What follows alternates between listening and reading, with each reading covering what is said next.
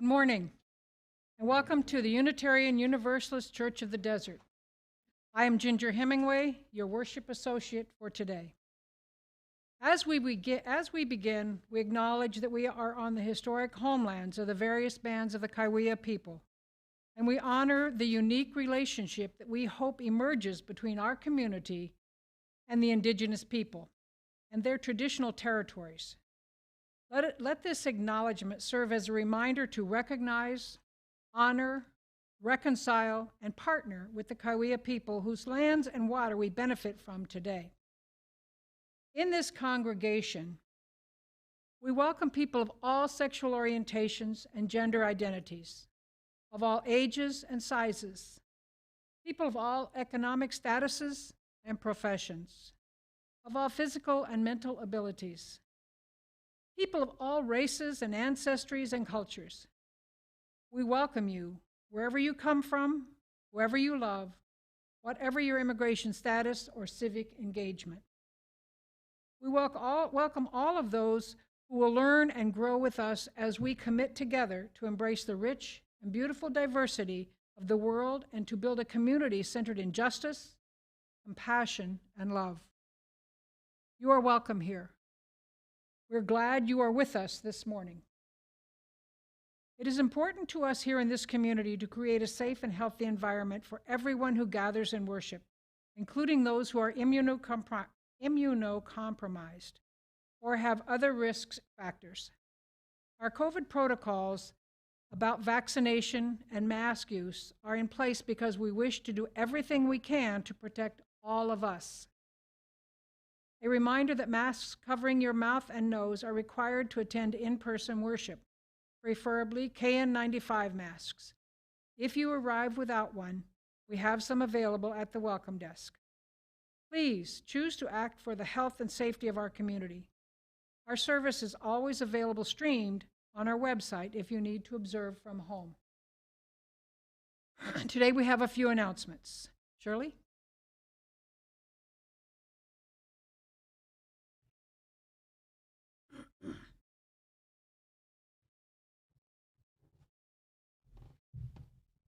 Thank you, Ginger.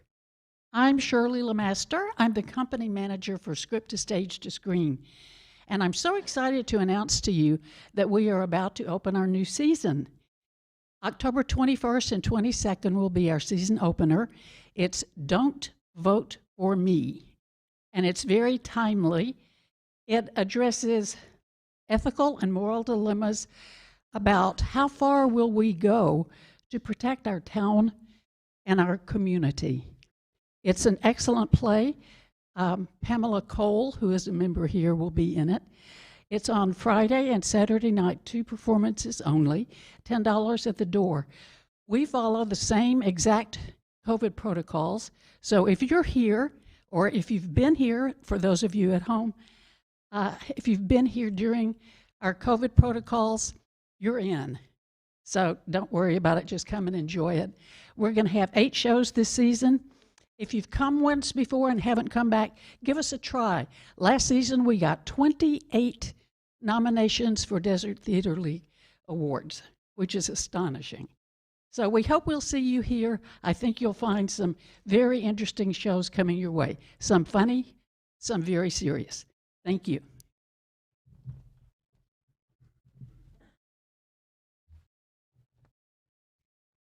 Thank you, Shirley. Great segue. We have another announcement from our Social Justice Committee. Join UNUCOD The Vote on Sunday, October 16th, in person or via Zoom for our California ballot propositions discussion on the propositions on the upcoming California ballot. They will use the California Voter Guide as a basis for understanding each proposition. It is necessary to register to attend in person or via Zoom and be able to receive all the materials they will be using. The link can be found in Friday's newsletter and on the website. It should be a great discussion. Also, our auction is upcoming. Tomorrow is the last day to submit items for our auction. This is our biggest fundraiser and funraiser, and we need you to make it successful. Carol Lavoie will be on the patio. Carol, raise your hand for those who might not know you. I can't believe that's true. Carol Lavoie will be on the patio after service to answer any questions.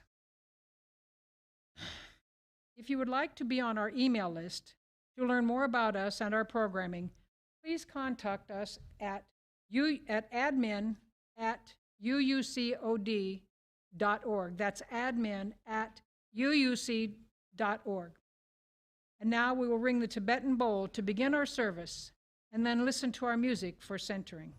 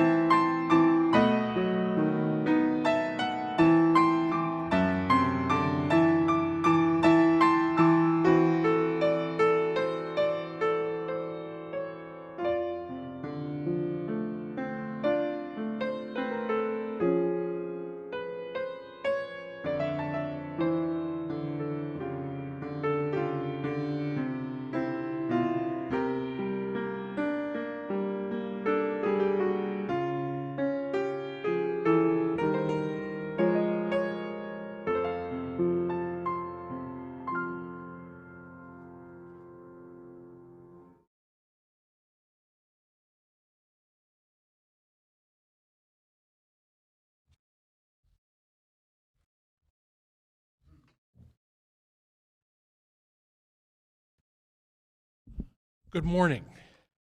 Again, I am the Reverend Ian Riddell, and I have the delight and honor of serving this congregation as its minister. However you found us, however many times you've been with us here or in person, welcome. Welcome back. We are a congregation and a tradition that celebrates the richness and beauty of individual lives and commits to working together to weave a tapestry made more stronger and more vibrant by our collaboration and by the sharing of our lives and our visions for a thriving future for all people and all of life. We strive together to build the beloved community of resilience, hope, honesty, and love in the face of fear and apathy. We practice the opening of hearts, the working of hands, and the lifting of spirits in the practice and service of love. We come together today with gratitude for the web of life which sustains us, with humility in the face of history, with honesty about the reality of the world we create and inhabit, and with passion for the possibilities of a richer, more just, and more loving future. With all of these in our hearts, we gather together today in worship. And as we do every week, we're going to sing to begin our time together. We're going to sing, Where Do We Come From? We did this a couple of weeks ago, and you did it so beautifully, I thought we would do it again. And these are also good questions for this week's service. So here's how we're going to do it this time. We're going to sing each of the phrases. We're going to do, if I could have the lyrics up on the screen, that would be great. Thanks. We're going to do, it's in 4 parts, but we're just going to do 3 parts. I will sing a part to you, and you'll sing it back, and we'll sing it a few times. Then I will sing another part to you, you'll sing it back, and we'll sing it a few times. And then I'll sing the 3rd part, and we'll do that again. And then we're going to sing part 1, then part 2, then part 3, twice each, and then freedom. Some might say chaos. I will say freedom and joy, and you get to pick and sing whichever of those three parts you remember, whichever of those three parts your voice feels called or your heart feels called to.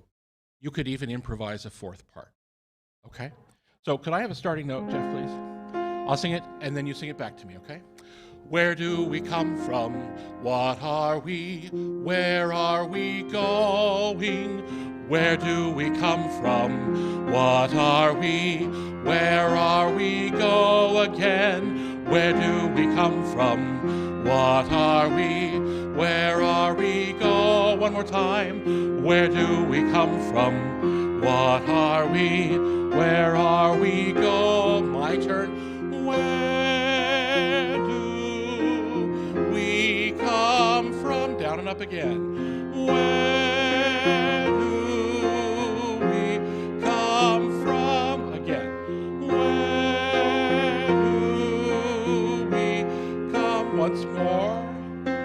Where do we come from? My turn. Mystery, mystery. Life is a riddle and a mystery.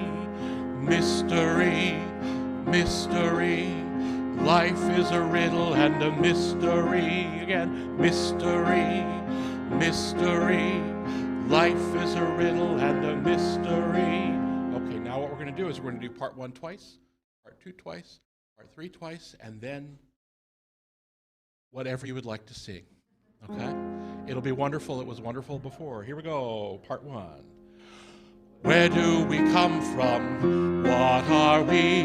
Where are we going? Where do we come from? What are we? Where are we go? Part two.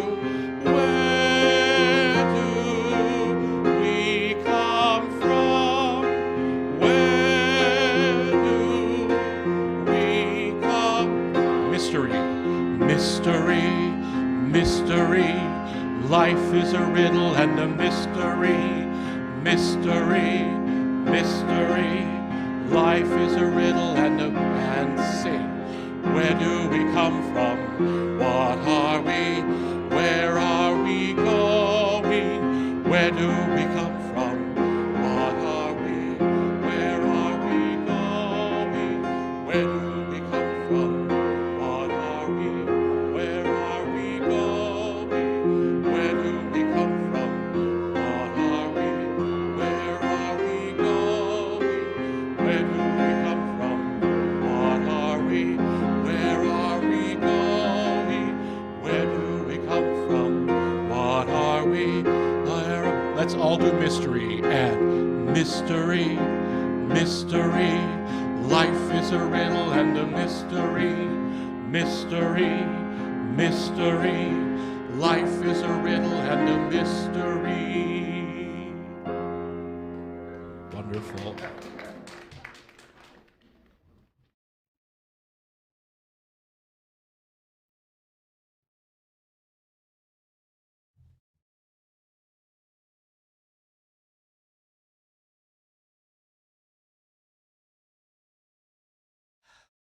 Now join us in our unison aspiration as Reverend Ian lights our chalice. May love be the spirit of this church. May be its sacrament, and the service be its prayer. To dwell together in peace, to seek knowledge and freedom, and to help one another in fellowship. This is our aspiration. Linda will come forward and light the biopack candle.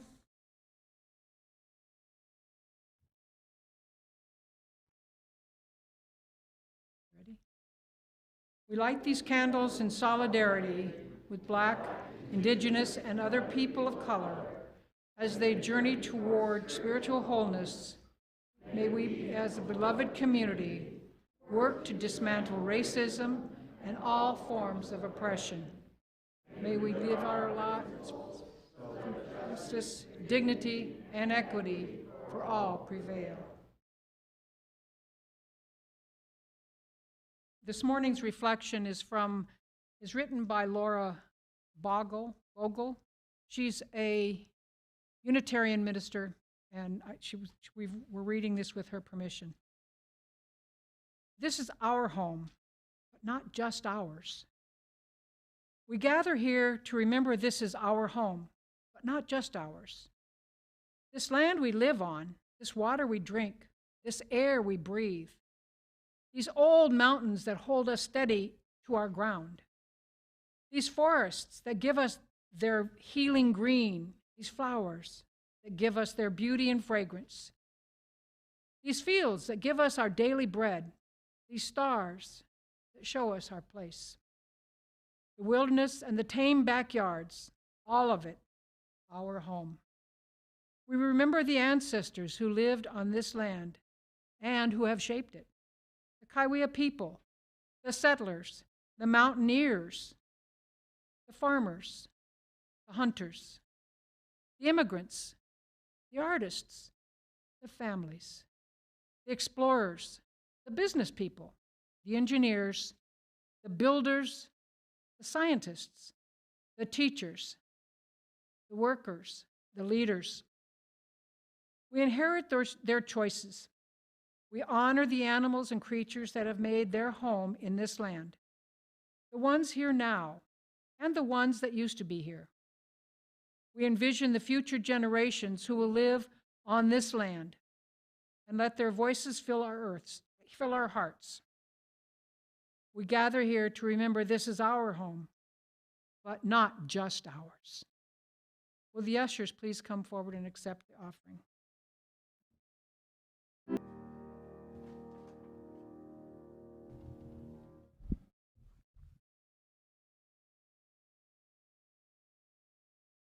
Thank you, as always, on every Sunday for your generosity towards the support and thriving of this community. If you are watching the service online today, you can make your offering too, if you'd like, through a link that went out in your order of worship or in the special collections basket email that just went out. Thank you for your help in supporting the life of this community. These are the joys and sorrows of this community on this day in October. Linda and Ginger light a candle of healing for their daughter, Jeannie. We light a candle for Jack Fitzsimmons, all of our prayers and love on his coming adventures and healing. Zarina asked me to light a candle, remember her brother Mike Gonzalez, who was 91 years old and passed away yesterday morning. She says he was a crusty old sailor who lived his life like he wanted and left the world like he wanted, peacefully at home. He could be aggravating at times, but we loved him dearly. Sheila Goldner lights a candle in sympathy for her friend Vera on the loss of her dog Max. Bill and Joni share that 5 weeks ago, we lit a candle for Joni's cousin Jim and his wife. Jim was admitting his wife to memory care facility and was facing colon cancer surgery himself 4 days following. He's still recovering from his surgery, and on Monday this past week, while on his way to visit his wife, he received a call that she had passed. The shock has been pretty difficult for their family. Please hold them in your hearts as they grieve. A candle of gratitude from our care team, from the care team that says thank you to all who heard the plea and prepared food and sweets for Mac Rogers, and especially to LeGrand for his gracious delivery service for several of us. And Tuesday is National Coming Out Day. And while we're not focusing it on in our service today, I want to light 2 candles. A candle of courage for those who choose to share their beautiful, powerful self with the world, and a candle of grief for those who cannot or who faced violence when they did. And a third candle, a candle of commitment for the rest of us to do the work of building a community where no one ever has to fear their relationships, their safety, or their very life when they tell their story, and where everyone can be honored and celebrated for the beautiful manifestations of love and life that they are. May we build that world. Will you pause with me now in a time of quiet. I often have many words for you as we prepare for our quiet. Today, I want to invite us into just quiet in the love of this room, in the love of our hearts as we breathe together.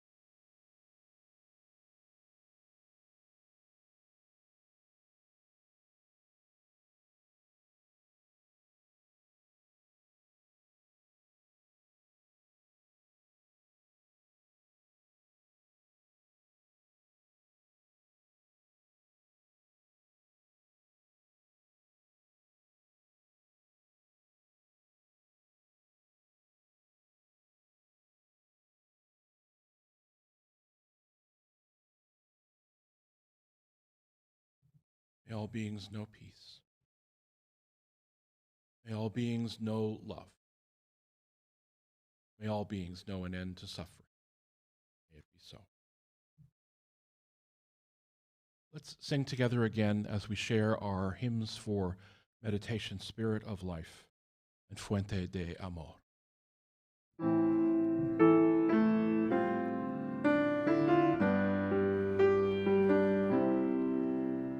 Spirit of life, come unto me.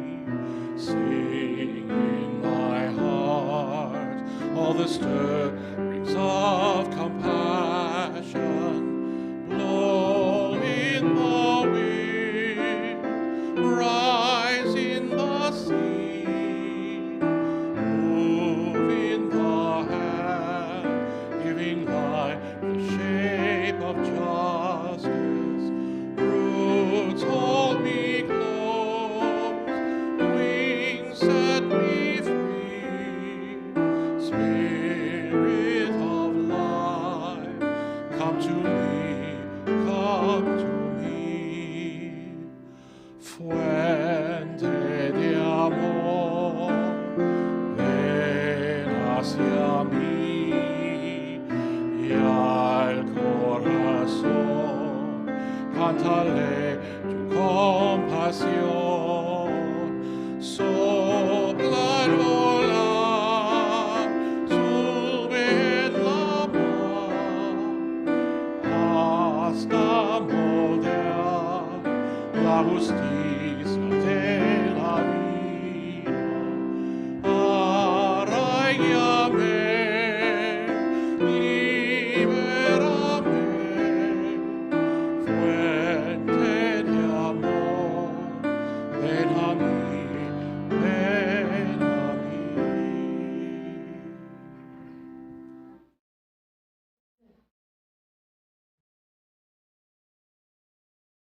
As part of the preparation for professional Unitarian Universalist ministry, one is asked to do a year-long internship, either a year-long full-time or 2-year-long half-time internship in a congregation under the supervision of another minister.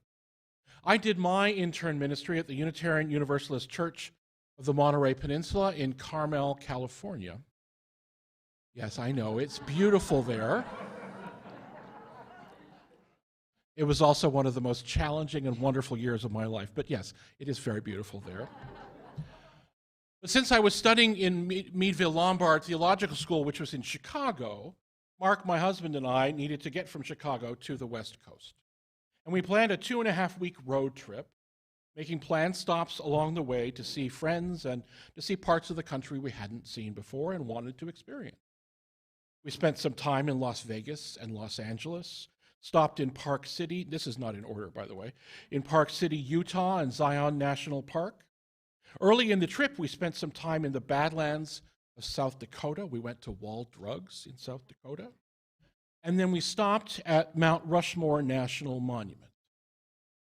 We decided to go to the evening show, which includes music and fireworks and a filmed presentation about the creation of the monument. You can imagine that it was a very, very patriotic in a very, very unapologetic way. We sang the Star-Spangled Banner and were all asked to recite the Pledge of Allegiance. The presentation also included stories of the presidents whose faces are immortalized on the side of the mountain and the times that they inhabited. My strongest memory of the presentation, though, was not the fireworks or the music or even the monument itself, but a single sentence in the part of the film about Thomas Jefferson. I quote, "And there were some misunderstandings with the native people," end quote.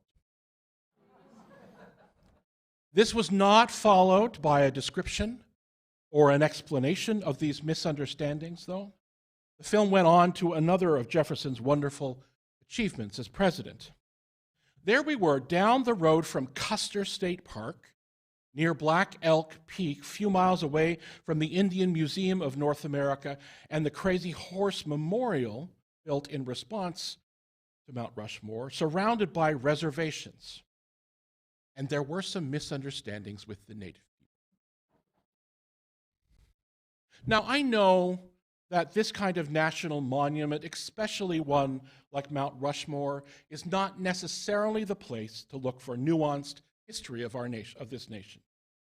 But the quick ignoring of a couple of centuries of actual, painful, complex, often violent history was shocking to me at the time. But should it have been shocking to me that the actual history of the indigenous people of this continent were deliberately not being told? I don't know a lot about the world of art. I have a few paintings and painters that I enjoy. I love the episode of Doctor Who about Vincent van Gogh. But though I recognize the names of artists and some movements, I don't have a lot of deep knowledge. I do have a few favorites, though.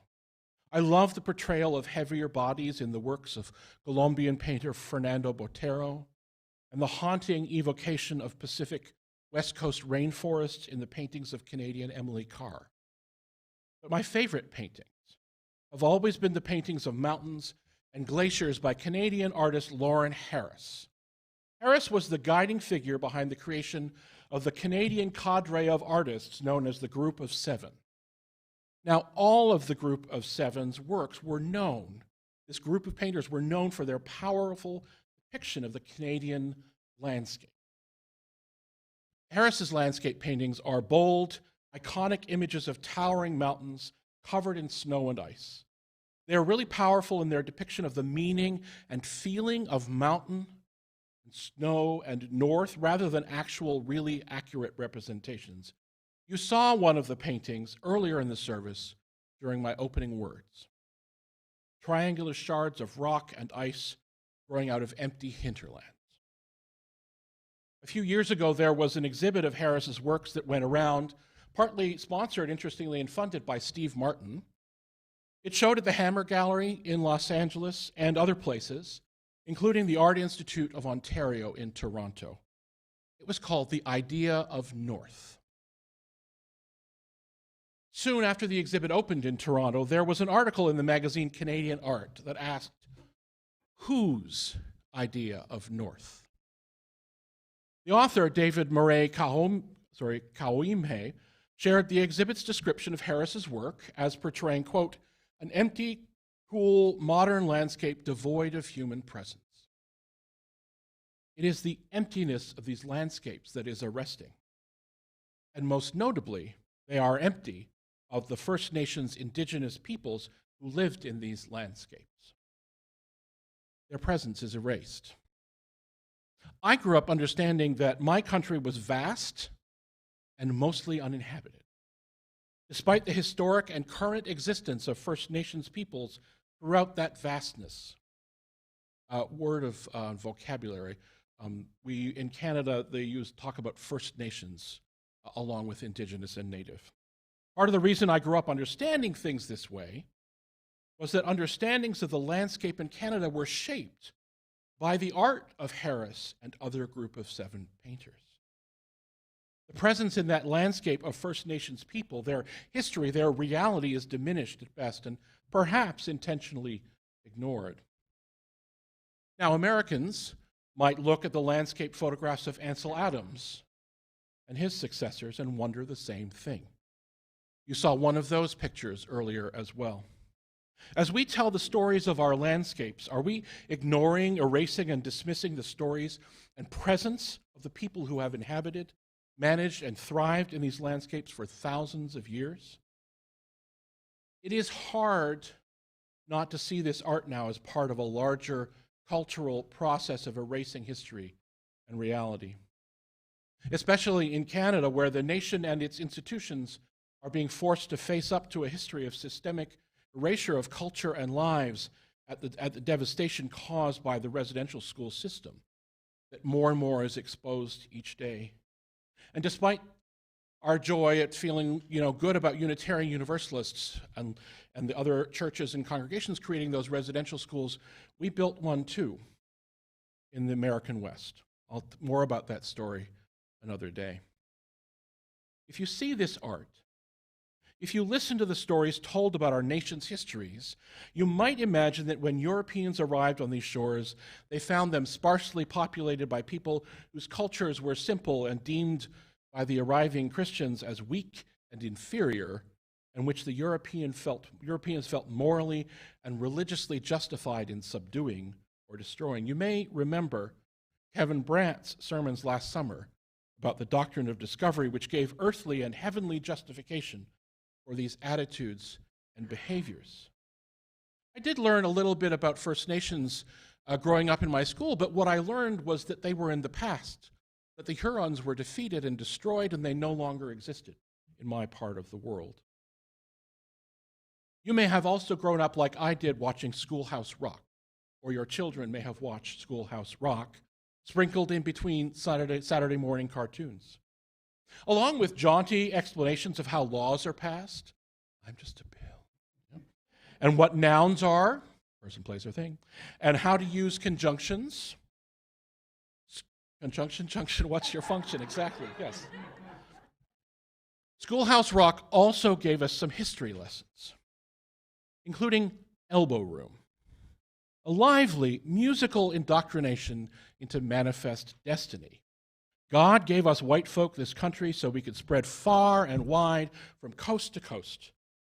The frightening thing is I can still sing that song too, but I won't. But these lands weren't empty. In their recent casting of California history as a native history, We Are the Land is the title of the book. Damon Akins, and William Bauer Jr. shared that for thousands of years before Europeans arrived here in California, it was a densely populated and diverse place.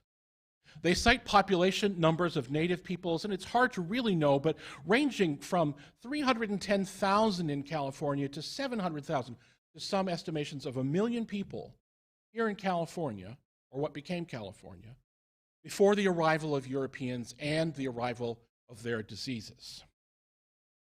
They go on to describe complex trade routes that existed stretching the length of the state and from the coast through the mountains and valleys. For example, they say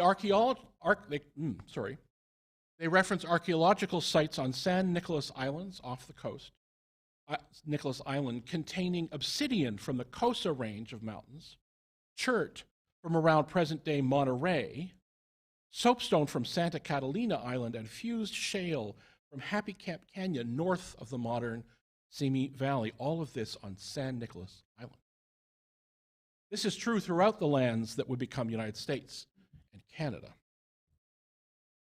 In her introduction to the book, When the Light of the World Was Subdued, Our Songs Came Through, a Norton anthology of Native Nations poetry, Muskogee poet Joy Harjo wrote, "Most readers will have no idea that there is or was a single Native poet, let alone the number included in this anthology.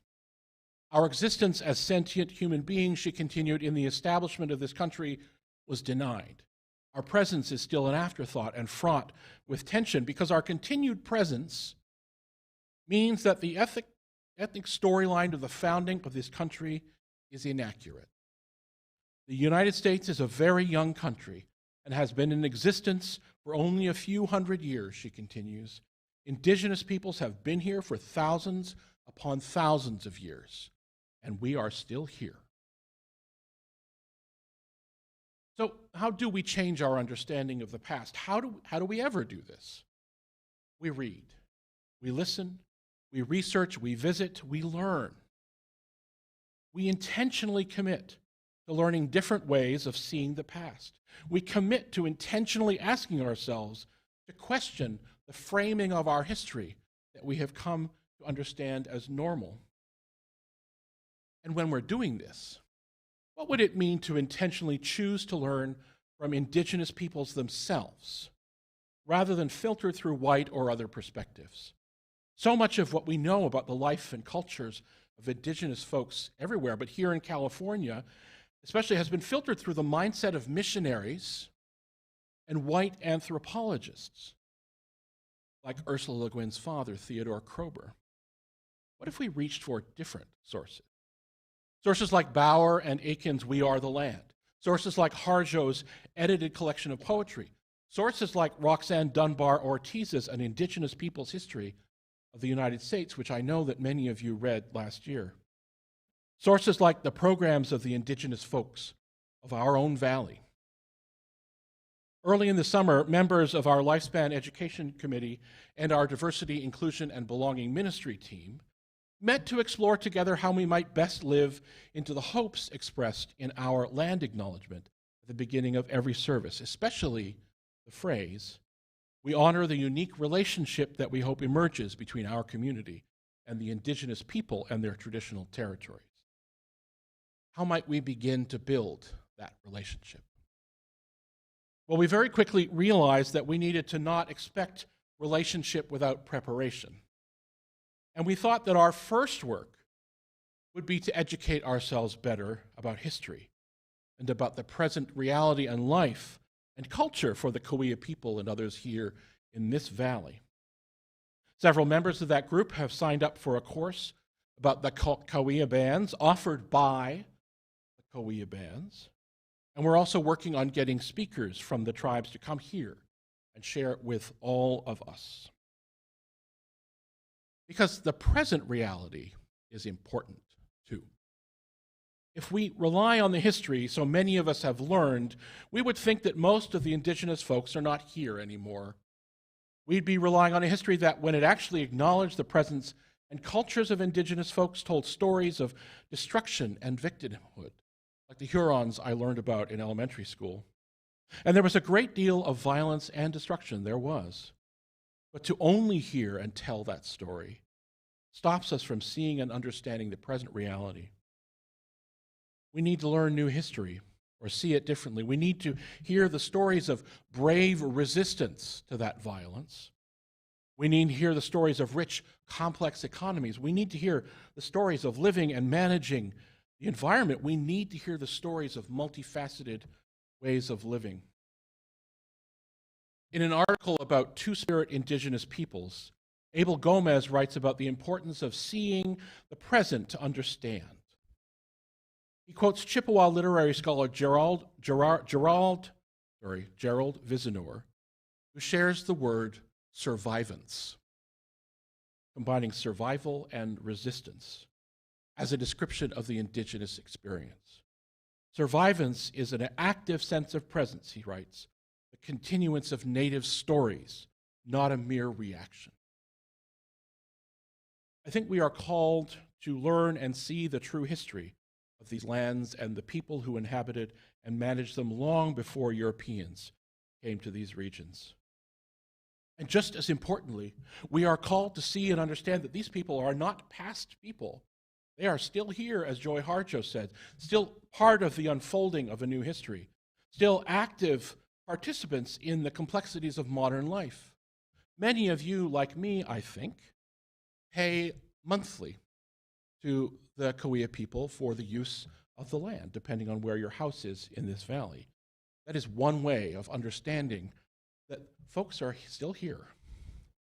We are called, I think, to see the Indigenous leadership in the ongoing resistance to environmental destruction, protest against oil and gas pipelines at Standing Rock and in the Canadian prairies, the growing voices calling for dealing with the growing and continuing crisis of our Salton Sea.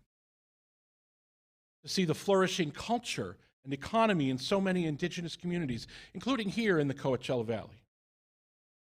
To also see the marginalization and ignoring of the health and medical needs of so many Indigenous communities during these pandemic times. To see the ways that Indigenous voices in the arts and the sciences are being heard in new ways. And to see the fact that there are people with Indigenous heritage and identity in this congregation right now. I come back to art. In one of the galleries at the Huntington Library in Pasadena is hanging a 1916 painting of the San Gabriel Valley by Edgar Allan Poe, a white painter. Like Lauren Harris's imaginings of the Canadian northern wilderness, it is free of human life. But these landscapes were not free of people and their lives. Under a more typical description of the painting is a second reflection by Tongva artist Mercedes Dorame. She writes, "Looking at these mountains as a Tongva person who grew up in Los Angeles, I cannot escape the feeling of home. A home of longing, a home that is kept always at a distance, a home that has been dissected, privatized, and monetized, but one that I remain deeply connected to." She continues, "My hope is that we can look to the mountains and sky, inspired by their immense being and presence, and remember that we are the water, we are the land. We are the land is the title of that history book. May we see and hear and learn and remember as we grow in our connections and our understanding. And may we imagine new futures, new possibilities grounded in that remembering and inspired by the complex and living present. May we find a way to hear the stories, see the lives, and interact with the peoples of these lands so that love and justice and connection may arise in all of our hearts. May it be so. I invite you to rise in body or in spirit as we sing together our closing song, number 1068, Rising Green. The words are on the screen.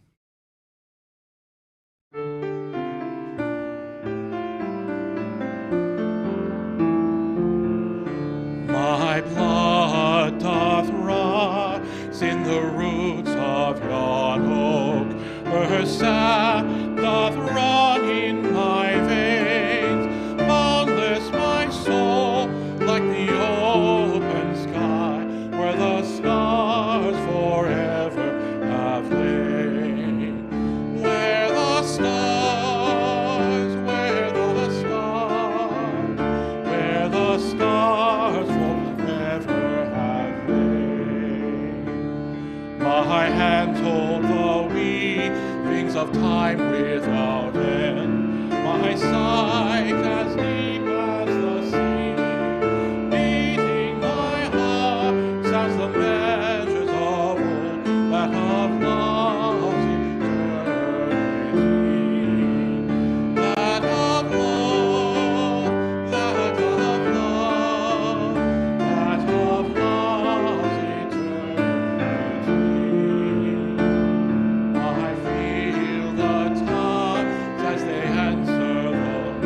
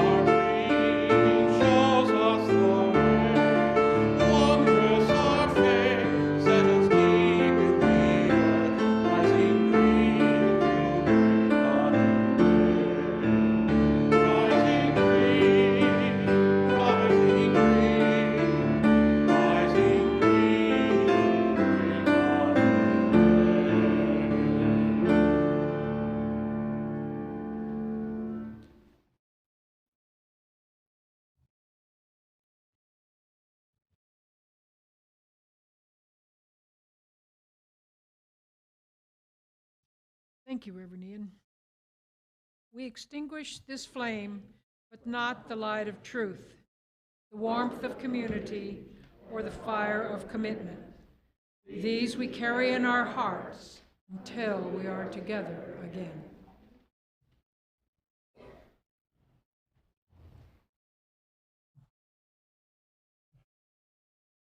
In her poem, Conflict Resolution for Holy Beings, which I highly recommend you look up, Joy Harjo wrote, "We gave thanks for the story, for all parts of the story, because it was by the light of those challenges that we knew ourselves. As we return to our daily lives, may we carry the whole story, or the parts of it that are growing in us, in our hearts and our minds and our bodies, the story that unfolds as we choose to explore and listen and learn and embrace the truth of the past, the reality of the present, and the holy possibilities of the future. Go in peace, friends, to love and serve the world."